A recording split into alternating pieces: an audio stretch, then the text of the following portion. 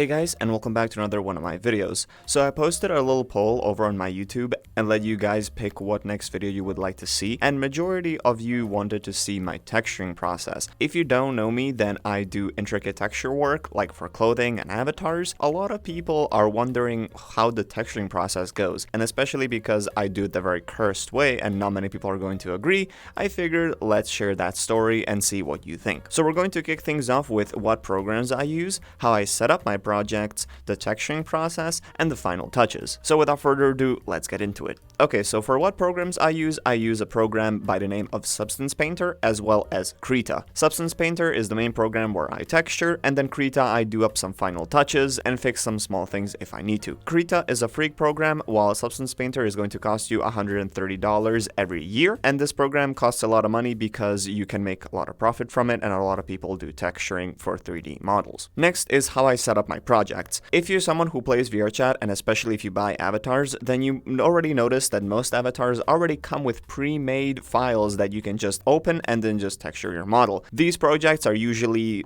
perfectly set up for everyone, and you can just go in, texture your avatar, and get out. However, I don't like how most of the things are set up, and I don't use most of these tools that these projects come with, so I just make my own. How I would do that is I would grab the FBX of the model that I'm using, and then simply just drag it in Substance Painter and make it 4K. I always use 4K because, well, I do intricacy and I need the details. The next and probably the biggest thing would be the texturing process. Now this is where it gets really interesting and really weird to say like that. I use a mouse, I don't use a drawing tablet, and I never did. I always stuck with a mouse, and I've been doing it for 4 years. As well as I don't use layers. Layers is something that in Substance Painter helps you a lot, and you can basically just control on what surface are you texturing. So let's say that you had a 3-layer design, you can basically paint one purple, paint one blue, paint one pink, and then go back and just change the colors if you choose to do so. I, however, don't use that. I only use one layer, and I know what colors I'm going to go with, so I just kind of go in blind and texture, and I never had problems with it. I do, however, use the mirroring tool, of course. I have to admit that, but any other tools that you see in Substance Painter other than the basic brush, I do not use.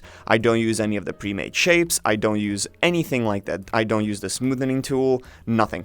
I just kind of go in, paint away, and I just go in blind. Now, some of you wonder how long it takes to make these pieces. These pieces are typically going to range from 5 to 6 to 12 hours. If the piece is full body and really intricate, and if I really want to push it, then I can push it up to a few days. The longest piece that took me to do was 12 days, but I was really trying to stretch that one out. Usually when it comes to clothing pieces like this, I would say that it takes me around 10 hours, 11 hours. I can do that in a day, no problem. But if we're getting into body or more things than just clothing, then the time can take a little bit while. But you have to know that I've been doing this for almost 4 or 5 years now, so the more you do it, the faster you become at it. Some people as well asked, how don't you get tired and how don't you feel drained? Well, that's the whole thing where I kind of stick out. I enjoy the texturing process, and I simply enjoy the process. I enjoy how long it takes me to make these pieces. It's kind of like a therapy session to me. Basically what I do is I play some music in the background, and I just kind of get lost in my art, to say it like that. Is it rewarding to see the ending piece and watch people wear it? Yeah, of course. Especially if the piece is for someone else, then the piece actually, I enjoy it much more, and I actually enjoy texturing it more versus when it's a piece for me. Not that I don't enjoy texturing for myself, it's just that I like to kind of let others enjoy it because, again, I've been doing it for so long, I've been wearing it for so long, and that I don't really like to promote it in any kind of way. So anyway, now that we got that out of the way,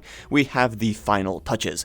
This is where it gets really interesting. So if you notice, most, if not all of my pieces have audio link, and to use audio link you need emission masks, preferably 2, but 4 is the max you can go, and 4 is the one I always go for. So how do I actually get the emission masks if I don't use layers? This is where the program Krita comes in, because then I would take the textures that I have, put them in Krita, and then I would use the magic select tool to actually select what areas I want, and then basically just export that, turn them black and white, and there I have a emission mask. I actually have a video on this, and I showed you how to do this, so if you didn't know how to do this, go check it out, it's really neat. Although, you should use layers. The challenge and the toughness of it and how difficult it is to get to them is what I really like. So there you go. That is pretty much it, the rough rundown of all the textures and my texturing process. I hope you guys enjoyed, and I hope you find it interesting. Let me know down in the comments what you think, and do shout at me, because like God, so many people get terrified and they call me insane when they hear that I'm paint on one layer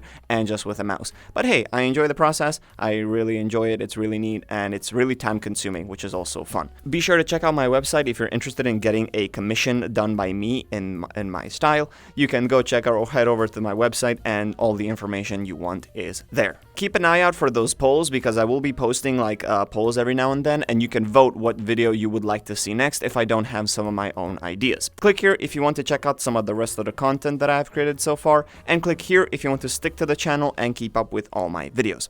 Thank you so much for watching. I'll see you around. Peace.